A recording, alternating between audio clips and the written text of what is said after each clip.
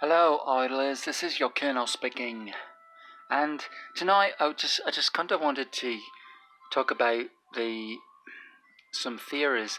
Some theories I've been thinking about for Guild Wars, and the new Guild Wars, and then after that we'll talk a little bit about the new boot camp missions that they've added.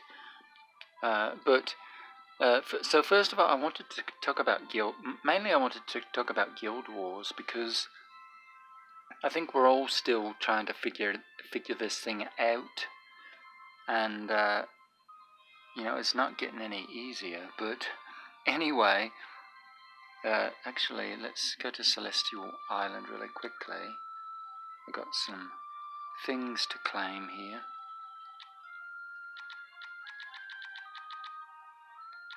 Anyway. So what I've been thinking about Guild Wars is this, and I haven't really heard these theories anywhere else. So I thought I'd share them. Like a lot of you, I've been watching Berry Gaming and MKX Jump, guys like that. Sort of taking my cues from them, and but I started thinking about it a little more, and so basically, when you go in here, so we're on our third day here in Guild Wars, and basically, when you go in here, when you set up your team, oh, this isn't what I wanted to look at. Sorry. So, this is what I wanted to look at. So when you set up your team initially, you got your 5 teams, right? And the first tier is, if you remember, it's labeled Golden Amber, and then the next one is like Shining Crystal, and and so on and so forth up to Starry Amethyst, I think it is, right? And I started thinking about those labels, and I thought, those aren't labeled that for just at random, right? They're labeled that for a reason. So I started thinking, your first team that's, in the Golden Amber slot is basically, that's the team that other players are going to face in the Golden Amber phase, which is the first phase. And Berry Gaming and some of these others, a lot of them were setting up their teams with, with the bigger, like the big team first, right, for Golden Amber, and then sort of tapering off from there, down to their worst team, right? And actually, I just watched MK's recent video where he sort of did more of an evening out approach, where he did, kind of evened out, kind of spaced his 5 stars throughout all of these teams. So he made all of his teams sort of, somewhat competitive, and that might be a strategy as well. But the thing I was thinking is, and I set up my teams this way like last week as well, like just my strongest team up front, and then sort of tapering off. My next team not so much, and the team after that not so much. Sort of tapering down to sort of the worst team. And I think that's sort of a carryover from Interdimensional Arena, where you start out with your strongest team, obviously, and then when you get to a certain point, you can field 3 teams, which of course sort of waters down your team a little bit. Like you have to spread out your really strong team into 3 separate teams, and lastly you get to 5 teams, and you basically just completely watered down at that point. And a lot of people just like keep their 3 strong teams and just put 2 kind of weak teams in there. And again, that's kind of what I was doing to be at the last week, like I said. But then I really thought about this week, and I thought, rather than putting your strong team up front, what about inverting it here, right? And putting your strong team at at the very end. And my thoughts on that will kind of go like this. Basically, golden amber, the first few phases, like they don't really matter nearly as much as when you get to starry amethyst, right? The last level. Like once you get up there, you really want to be competitive, and you want to, to try and stay on top, right? To try to stay number one. And so I feel like maybe, putting your strongest team last here is what's going to give you the edge once you get to that stage, because for a couple of reasons. First of all, when you look at these stages, basically, if your strongest team, if you save your strongest team for last, right? Well, put it this way, what a lot of people are doing right now are putting their weakest team last, right? They're putting their first team, the strongest team, up front, and then they're tapering off down to their weakest team, right, at the end. Actually, Lamb here is doing. He's sort of spread his out all around, which is nice. Like I said, that's what MK did earlier this week for this round, and maybe that's the way to go. I don't know. We'll see. But basically, if you're putting your weakest team last, right, then basically, when at the critical end stage, you're basically giving your enemies, an auto win, right? If that's the team that they're going to be facing at the last stage, you're giving them an auto win. And not only that, but basically, like if all 30 players on their team do all their attacks, you're giving them 30 auto wins, right? Because each of them is going to face that team of yours. And so you're giving them 30 auto wins. And whereas if you invert it like I have this week, putting your strongest team last, then you're going to have your strongest defense for that end stage, right? And so you're going to, rather than giving them 30 auto wins, you might be giving them 30 losses, right? Which would be a huge, that's a huge point swing. So I think, so that's my current thought right now regarding sort of your lineup, when you're setting your lineup at the beginning. And of course, the other consideration is basically if you're not an official in your guild, then you're not going to really be privy to this as much. You may have picked it up though, but basically every time you every day we get 10 more points to put towards bonuses, right? So it's the third day right now, so we put our bonuses on this here, fort buffs, I guess they're called. We put our fort buffs on this fort and this one here. We basically put all 10 on a single fort every day. And some people might spread them out a little more. Your officials might be spreading them out a little more. But that's basically what we do, is we put, all 10 points into buffs on a single fort every day. So by day 7, as you can imagine, by day 7, you're going to have your opponents are going to have 7 out of 10 of these of your forts covered with buffs, right? And so that's another reason to have your strongest team at the end, because like I said, like 7 out of 10 of your, because they're going to have a lot of buffs by day 7, right? And if you're fighting to stay there, in the top spot, of Starry Amethyst, you're really going to need your strongest team there, because your opponents are going to have all those buffs, and chances are they're going to have buffs on the fort that you're defending, you personally, and you're going to want your toughest, your strongest team there.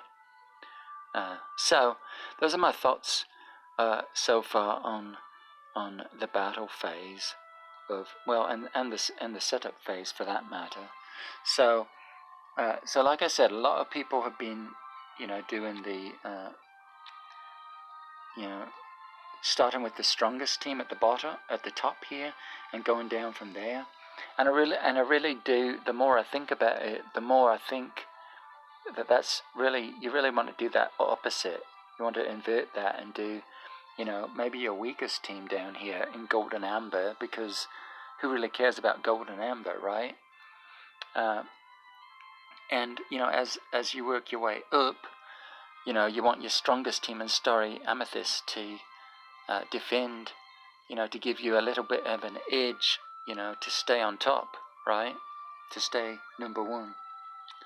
So those are my thoughts on Guild Wars, and again, we're all still trying to figure this out. So I still don't know quite how it works completely, but those are my thoughts initial, for now. And if you have any thoughts on Guild Wars, on what you think works best for you, leave it down in the comments. And another thing I'll share with you is that I have been, when I'm attacking, I have found it's better to spread all of your forces here. So let's just see what we got here.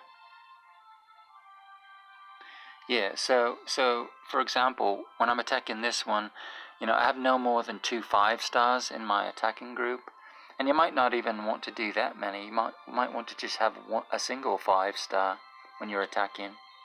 But I'm spreading my 5-stars around when I'm attacking, and so let's see, who do we have here? Yeah, so here I'm attacking with no 5-stars because I just don't have enough 5-stars to go around. But yeah, I found it best. You get the most points.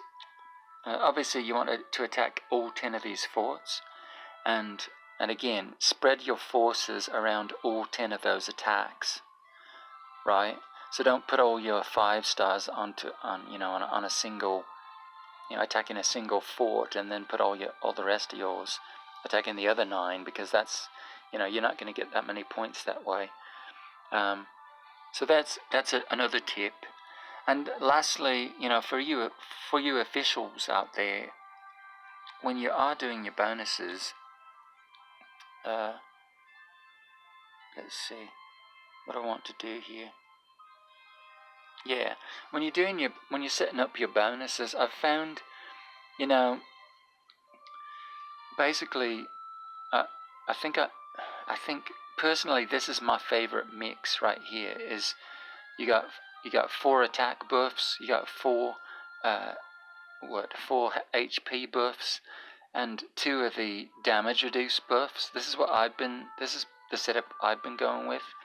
And my theory here is basically, like, Steel Flesh here can control immunity.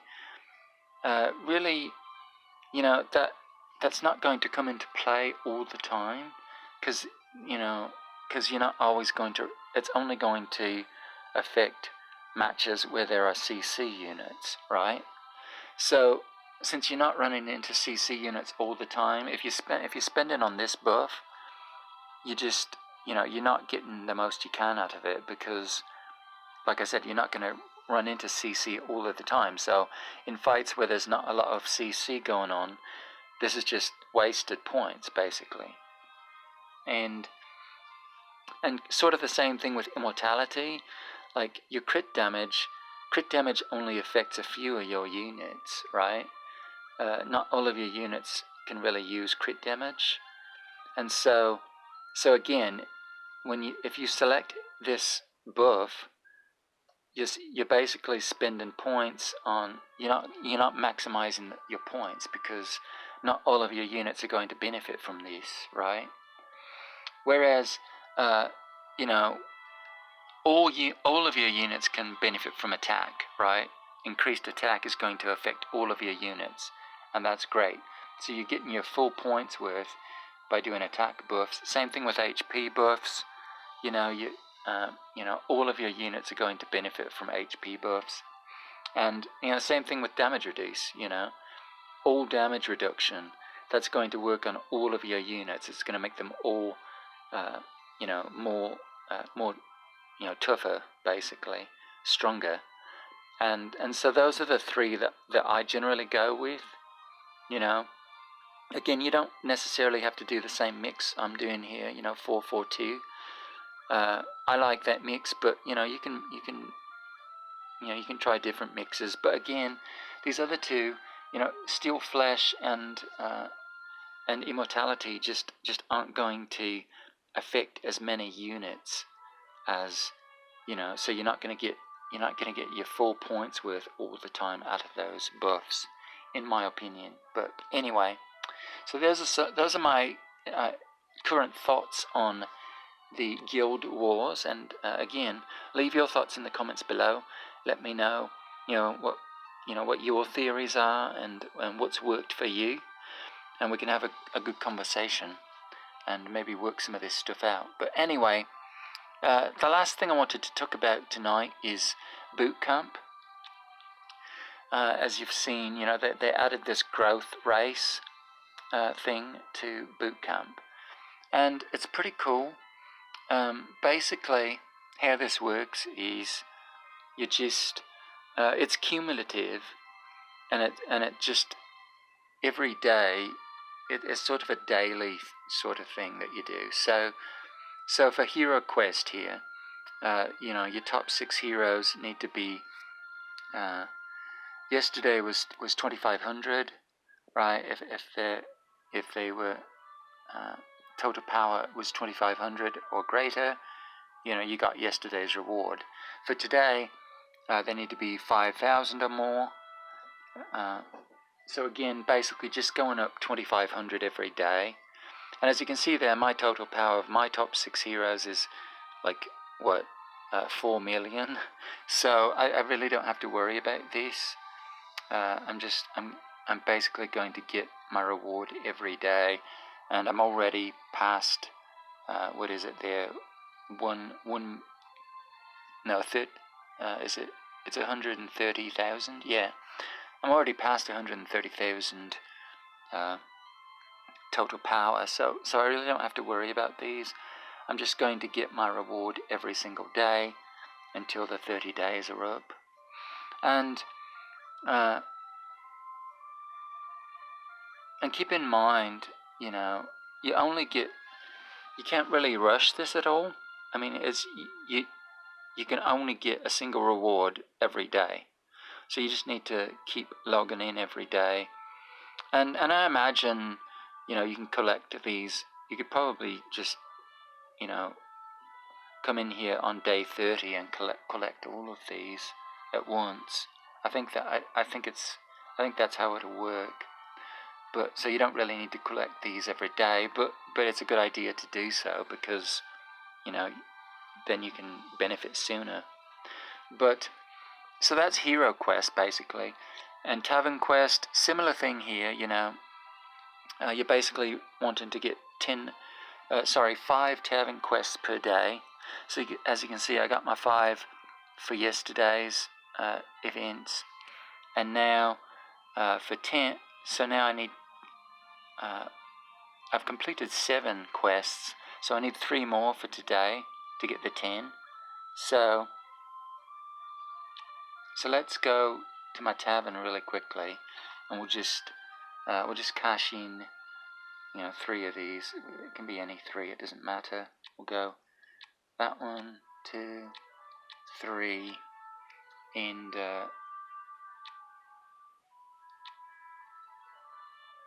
there we go. I've got my I did my tavern quest there, so perfect. So now I get my 500.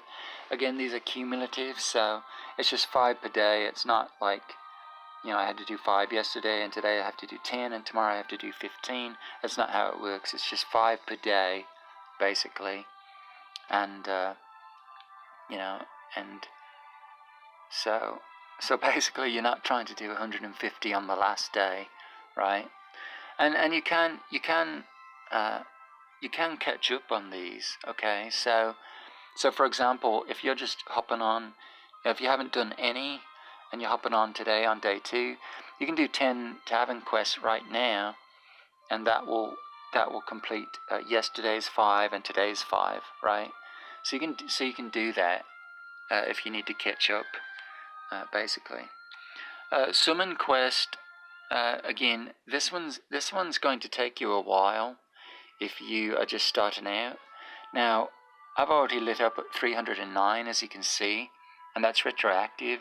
So sort of like the hero quest, I've already got this one in the bag, right? I've already got more than 90, so I'm automatically going to get my my rewards every single day as this goes on, and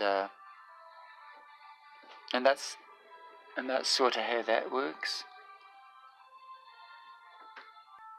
So next up, you got the altar quest here, and this is arguably well, I don't think it's even arguably, it's the easiest by far to get done. Basically, you just need to disassemble a single hero at the altar every day, right? And by the end, you will have disassembled 30 heroes, and that's nothing, honestly. Especially, this week we have the. Next week, I guess. Next week we have the altar event going on, and so so you're gonna easily be able to get 30 sacrifices next week alone, just by doing the altar exchange event. But like I said, this is simple. Like even these 1 stars, right? You just go in every day, disassemble a single, like a 1 star or a 2 star, whatever, and that does that completes that for that day. So that's really, really simple. Even beginning players can sacrifice a 1 or 2 star every day, because I mean you get your free basic summon every day, right? So that alone is going to going to finish this for you. And lastly, we have the market quest, which is make a single purchase in the market every day. And again, that's another easy one, because you really should be buying multiple things per day here in the market. I just do these gold pickups, the 3-star heroes for gold, the 4-star hero for gold, and I do basic scrolls for gold as well. So at the minimum, you should be doing those anyway. So that's going to be another really easy one to do, and so there you go. I've done all my quests for today. So we'll claim this one, and just claim all of these, and there we go.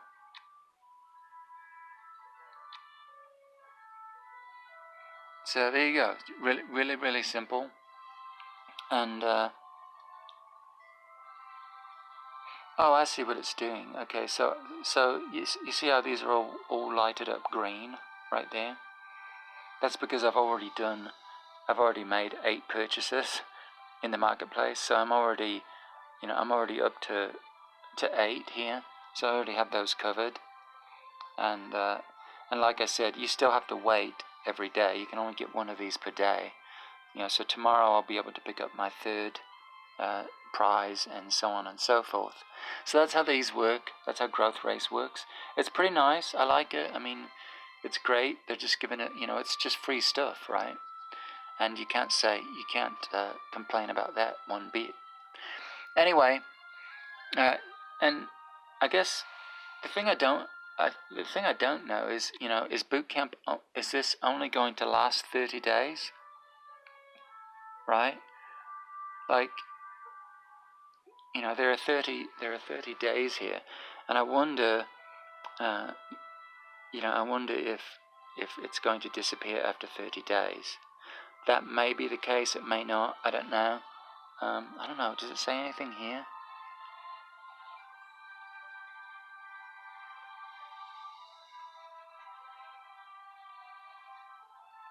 Yeah, I don't know. I don't know about that. But if if you are behind, this is the second day, and we're going into our third day tomorrow at reset. So if you are behind, I would try to catch up, for sure. Just in case this does end after 30 days. I don't know. So we'll see. So the last thing I wanted to do tonight is we're going to finish our Imps adventure. And this is the best Imps adventure I've ever had. So I'm going to get the 200. I'm going to easily get the 200 box. And I think that's pretty much the top limit. I mean, like I said, this has been pretty much the best Imps adventure I've ever had. And basically, the way I feel about Imps adventure is just, it really does favour, the spending players. So the way I look at it is, you got 3 tiers basically. Okay, so the first tier is if you want to go strictly 100% free to play.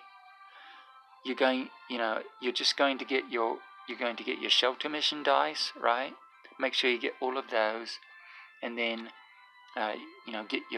collect your 4 dice per day. And if you do that, if you do all of those, if that's all the dice you do, then you're completely free to play, and everything you get is free. Everything you land on, all of the stuff you're going to get out of this is free, and that's great, right? That's completely free, and that's good. Now,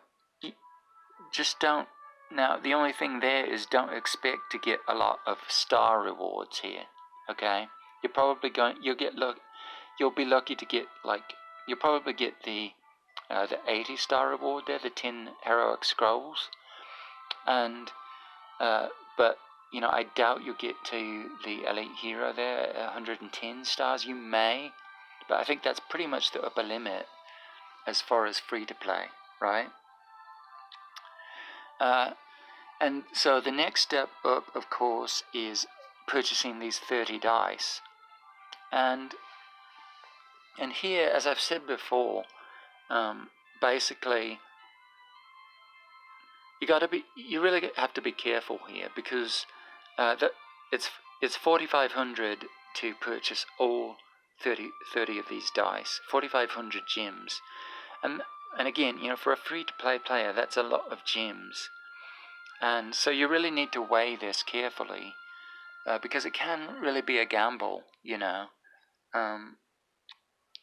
because like I said, out of the first 5 of these Imps adventures that I've done, I think this will be my 6th here, and this is like the first time I'm getting the 200 reward, right?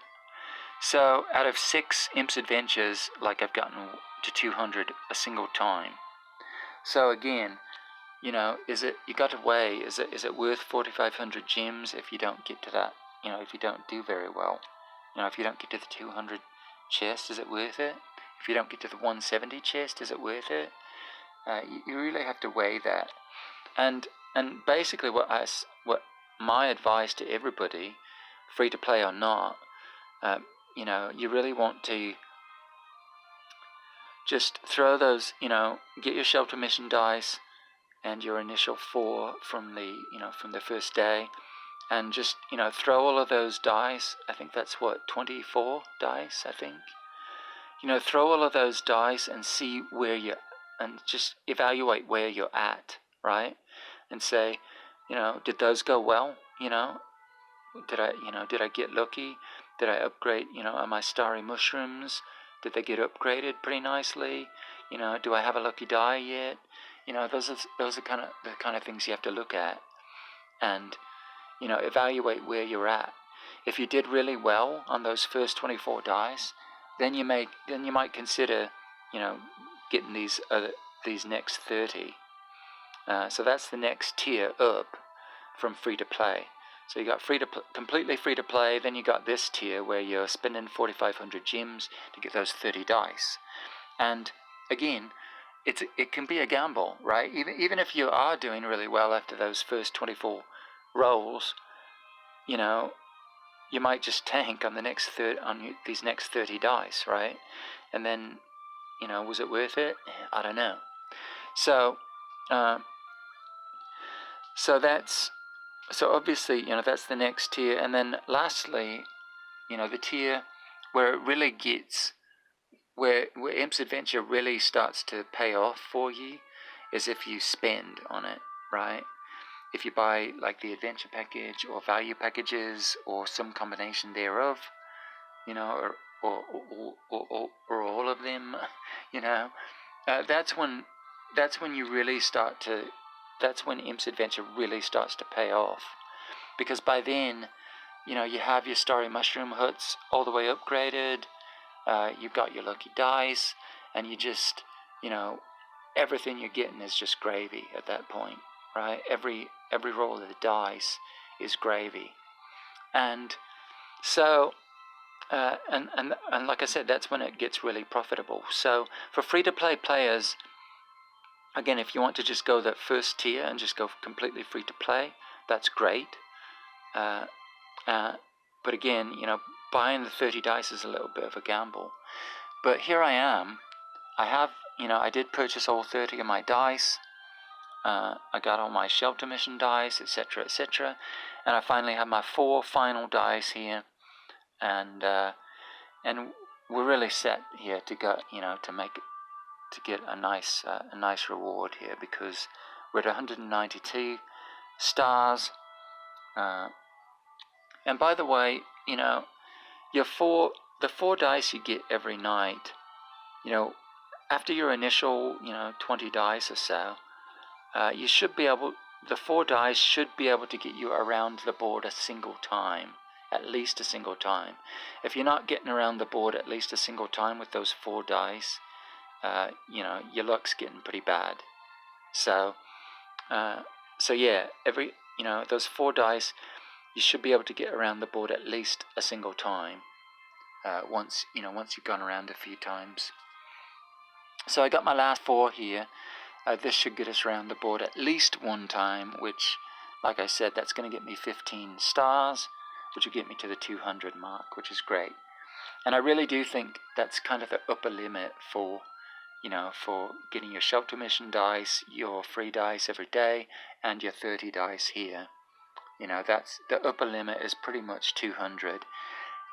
Maybe with a lot of luck, you could get that 230 chest, but that's pretty unlikely. But we'll see how we do. We'll see how I do here. As you see, I got my last 4 dice, my last 4 ordinary dice, and I have 2 lucky dice as well saved up. So let's see how we do here. We'll roll our dice here. Okay, we only got a 1 there, but we did get a tarot card, which may or may not be good. Let's see what we get. Seriously? Oh my gosh. Yeah, this. That's horrible.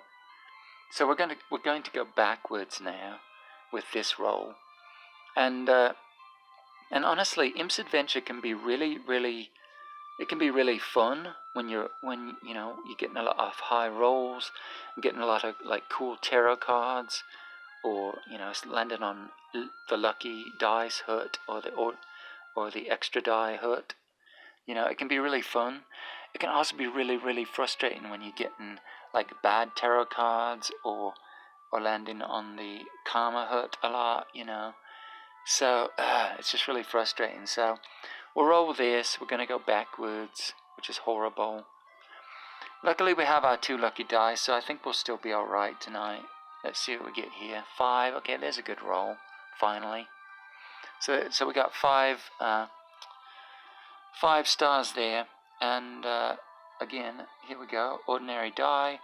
Don't get karma hurt, please. Ah, perfect. Okay, we got 5 there. Alright. And we got our 2 lucky dice, so we're gonna go 1, 2, 3 here to get another lucky die. Excellent. And now what? We got 1, 2, 3, 4, 5. Should we go? Yeah, let's go 5 here and get. We'll get ourselves an extra die, right? Perfect. So now we'll roll out ordinary die. 6. Oh, that's perfect. Really nice. Okay. So there we go. We've gotten around the board a single time. Actually, a little over a single time there. And how many? We have 212. I really don't think we're going to get to 230. Not with a single lucky die. What do we want to do here? I guess we go 1, 2, 3, 4, 5, 6. Is that what we want? Yeah, I guess we're going to go 6 here. So there we go. Imp's Adventure, our best Imp's Adventure in 6 tries. Out of 6 tries, we got to 200. And I really do think that is the upper limit for your, if you're buying your 30 dice. So 200. You could maybe get to 230, but I really think that's a long shot.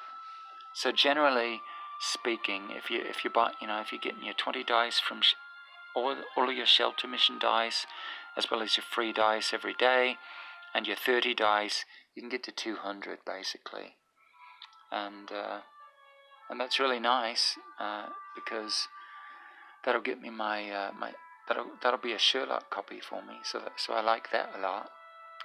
And there we go. So I hope tonight was helpful for all of you. And just remember, as always, that karma can be a real bitch. So be kind to her, because she can reward you nicely from time to time. Anyway, everybody, I am your Colonel signing off, and I will see you all in the next video. Goodbye.